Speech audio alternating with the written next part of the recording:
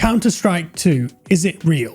That's a question that many of us have asked ourselves over the last couple of weeks, with rumours circling, leaks with some legitimacy behind them, and Nvidia drivers perhaps revealing more than they should. So today we're going to take a deep dive into this and to see what all of the fuss is about. If you enjoyed the video, drop a like and a comment. What do you think? Is this game real or not? CSGO, or Counter-Strike Global Offensive, that's the latest version of Counter-Strike to use its full name, is now over 10 years old, and last week, believe it or not, it broke its all-time concurrent player count, hitting 1.4 million players. That's pretty incredible for such an old game, but there is slightly more to the story than players simply enjoying CSGO. And while Counter-Strike is just as popular as ever, and CSGO in particular always has had a healthy player base, lots of players are jumping back into the game now because for some time these rumours have been swirling around of either a huge update or a new game entirely with the introduction of Source Engine 2. Before we actually touch on the Source 2 rumours though, and go into whether it's a new game or simply an update, I wanted to talk about why CSGO has needed an overhaul for some time now, and why an update or a sequel perhaps makes sense. Counter-Strike itself is a fairly simple game. It's perfected the attack and defend game mode. It's not overly complex, and I don't expect the core of the game to change much either if this new update is true or any coming down the line in the future. The issue though is that the engine is now showing its age, and this is most noticeable with the back-end systems rather than with the game itself. Changing graphic settings, for example, while you're in a game either hangs the game for a long period of time. If you're lucky, you'll get back in, or it will crash the game entirely if you're not lucky. Of course, that could cost you a round or two in a game of matchmaking. One of the many pluses of CSGO is that you can see any game that you've played in matchmaking, and you can download the demo or replay of that game and you can watch it back. This is great if you want to improve and see where you went wrong, or perhaps where a player has popped up somewhere and you've no idea how they snuck through, or maybe you wanted to check if someone was cheating or learn a new tactic, whatever it might be. Now, sadly, while it's great to have that functionality, the actual replay system is woefully out of date. The controls are terrible, and if you start and pause it too much, the recording goes all choppy, and in general, it's a nightmare to rewind and work with. It's limited by the tech in the game. Now, over the years, there's also been many other numerous issues with animations, hitboxes, smoke glitches, FPS drops, and the list goes on. And at the end of the day, Source 1 released in 2004. CSGO released 10 years later, and there was a huge gulf in those games, and I expect something similar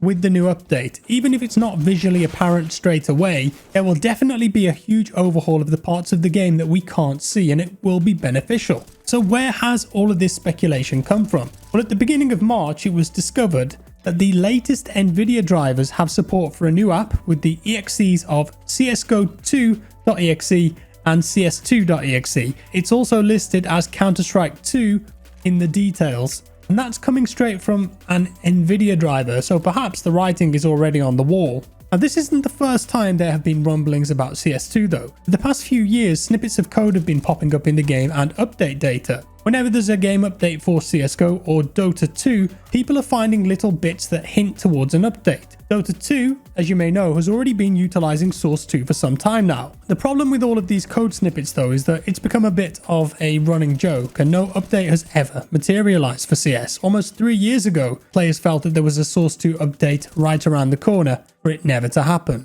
This time I think is different though. So what's different? What's changed? Well, along with the driver, what confirmed to me that an update is definitely down the road was a story by reputable websites and journalists. Richard Lewis, for example, is a very well-respected esports journalist, and he made a lengthy post about it on his website confirming the existence of the game. Richard said that anonymous sources had confirmed to him the existence of a new version of CS, and that it's been in development for quite some time. Not only that, but a beta for the game would be dropping towards the end of March. That's literally a couple of weeks, so if it's true, exciting times ahead. What improvements can we expect though? Well, other than parts I've already covered, one area CSGO definitely needs an improvement in is the matchmaking system, because again, it's very outdated, with lots of players utilizing other ways to play matches such as the Faceit website rather than the actual inbuilt matchmaking system. And one of the biggest reasons for this is that because the official matchmaking servers are limited to a 64 tick rate, but the Faceit servers run at 128. For anyone who perhaps isn't aware of what that means, think of it as how many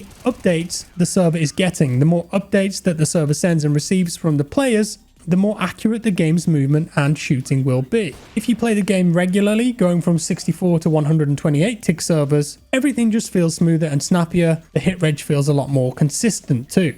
Richard Lewis's source seemed to suggest that 128 tick servers will exist in matchmaking in this new game, which would be an incredible improvement and music to players' ears. I've also seen suggestions or talk of a dynamic or variable tick rate system that would switch out certain non-important things to a lower tick rate and prioritize others. Exactly how that would work, I'm not sure, but any improvement to the hit reg on matchmaking servers will be welcomed by all players. For those of you that remember the release of CSGO, the game went into beta first, allowing players to test it for quite some time before it released. It seemed the same will happen this time, or CSGO will continue as normal, but you might be able to opt in to play the new CS2 or Source 2 version whenever you feel like it. It was a while back now, but based on my experience with CSGO, when the beta first released, it was very buggy and rough around the edges. So I wouldn't expect a completely smooth experience to start with, but that's what betas are for. These days, Counter-Strike has a huge esports scene, with tournaments taking place both online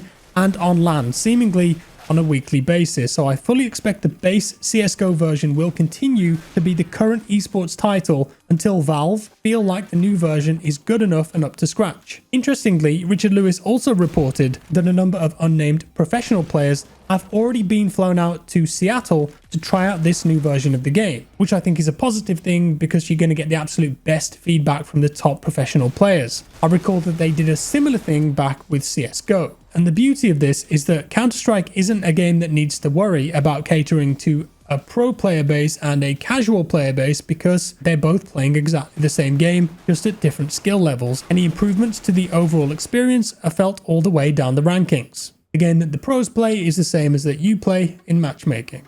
With the new engine though comes changes, of course, even small ones that might affect movement, grenades, and of course recall patterns. But back in late 2020, it was reported that Source 2 was backwards compatible with Source 1, and so the game might be 95% the same. Although I personally do expect a noticeable improvement to the visuals with the upgrade to Source 2, although I bet that most players are going to run it on low settings anyway. There were also reports that maps have been getting reworks now as far back as 2020 to bring them up to the Source 2 standard, but there's no clue at the minute just how different they'll be or if some of them will be largely the same. One thing is for certain though, the community tools, especially for map makers, will be massively improved with the jump to a new engine. What a lot of players are worried about though isn't to do with the game itself, but actually the cosmetic market. Currently on the CSGO market, there are skins, mostly knives, going for $1,500 to $2,000. There are reports of cosmetic items being sold privately for hundreds of thousands of dollars. If you've got the right skin with the right sticker, you never know. And with the amount of cases that players have opened and unopened and the amount of skins that they've collected over the years, I doubt anyone wants to lose them. And certainly their value might plummet.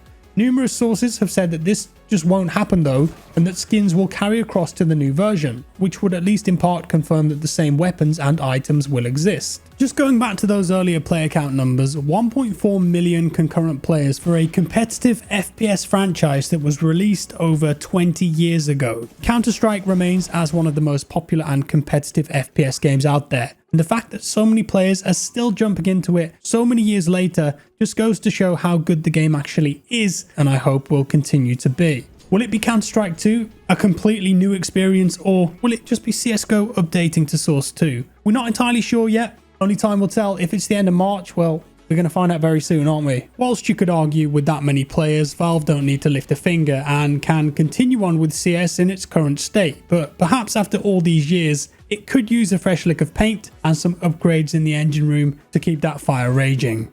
That said, let me know your thoughts down below again, guys. Thank you for watching. Drop a like if you enjoyed the video, dislike if you didn't, subscribe if you're new, and I'll see you next time. Bye-bye.